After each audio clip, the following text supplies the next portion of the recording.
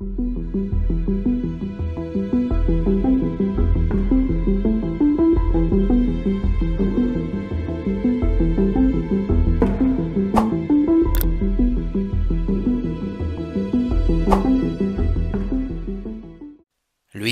il n'avait pas changé. Il gardait toujours autant de splendeur.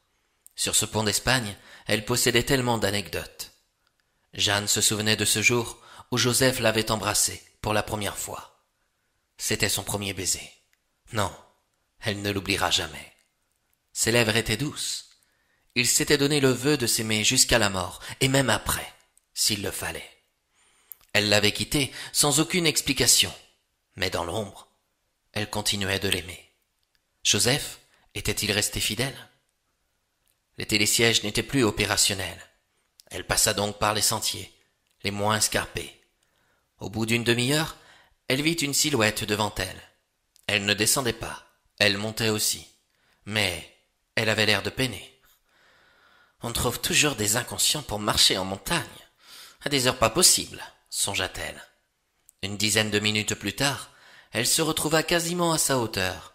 Elle finit par affirmer. « Vous filez à l'hôtellerie du lac ?»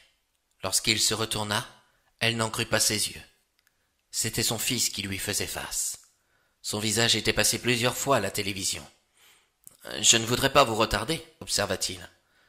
Devenant soudainement blême, Justin prit quelques secondes de temps mort. Il ignorait totalement qu'il avait en face de lui sa mère. « Vous aussi, vous peinez. Vous êtes toute blanche, » remarqua-t-il. « Non, c'est que... randonner en montagne avec si peu sur soi, on pourrait penser que vous cherchez à fuir quelqu'un, » ajouta-t-il. Comment pouvait-elle réagir? Cela remonte à près de 30 ans. Elle l'avait laissé avec Agathe et Jean Larieux. Elle s'en voulait tellement. Il était là, devant elle. Il était plus beau qu'elle ne l'imaginait. Elle aurait tant aimé pouvoir le serrer dans ses bras, lui dire toute la vérité, lui affirmer ses regrets pour repartir de zéro. « Vous m'avez l'air fatigué, » ajouta-t-elle en ignorant sa remarque. « C'est que j'ai une tueuse à mes trousses. Pardon ? Écoutez, je n'ai pas envie de tourner autour du pot. Je sais que mon visage vous dit quelque chose, car il passe au travers de tous les médias actuellement. Et c'est pour cette raison que vous êtes devenue toute blanche, n'est-ce pas ? Rassurez-vous, je ne vais pas vous abattre. Je vais me rendre à l'hôtellerie pour me reposer un peu. J'arriverai demain au refuge des Houlettes. C'est le seul endroit où je me sentirai en sécurité. Pourquoi ? Qu'il veuille l'admettre ou non, je suis son fils au vieux singe, là-haut. Je compte plus de 25 kilomètres dans les jambes aujourd'hui. Je n'en peux vraiment plus. Il lui infligeait beaucoup de peine. Se rendre à l'hôtellerie, n'était-ce pas risqué ? Peu lui importait. Il n'avait pas d'autre choix que de se reposer. Jeanne l'informa qu'elle n'avait vu personne en montant. Cela le rassura plus ou moins. Connaître les montagnes, c'est toujours un bon moyen. Il faisait presque noir lorsqu'ils arrivèrent sur les bords du lac. « Vous ne venez pas avec moi ?» demanda Justin. « Non, je vais me rendre au refuge, » rétorqua sa mère. « À cette heure-là » s'étonna-t-il. « Ce serait trop long à vous expliquer. »« On peut y aller ensemble demain matin » proposa-t-il. « Non, merci.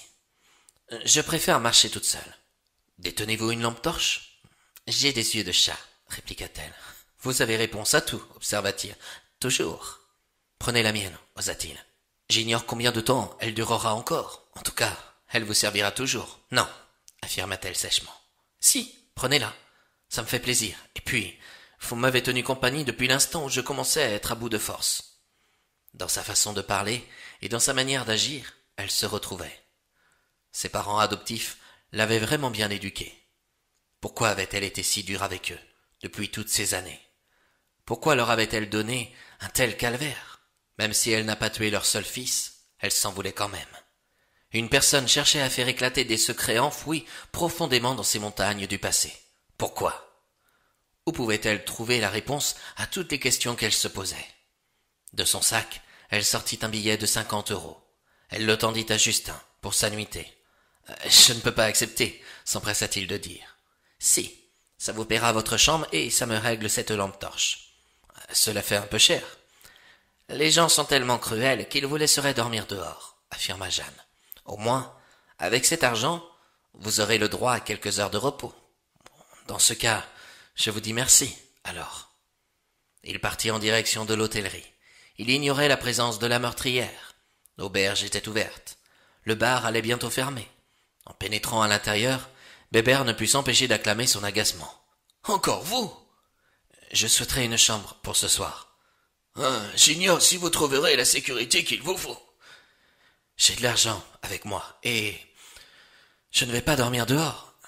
Vous ne pouvez pas me refuser le droit à du repos pour quelques heures. Je partirai dès l'aube, je vous le promets. » Bébert sentit ce jeune homme à bout de force et épuisé. Il finit par se laisser convaincre. Il lui restait une chambre.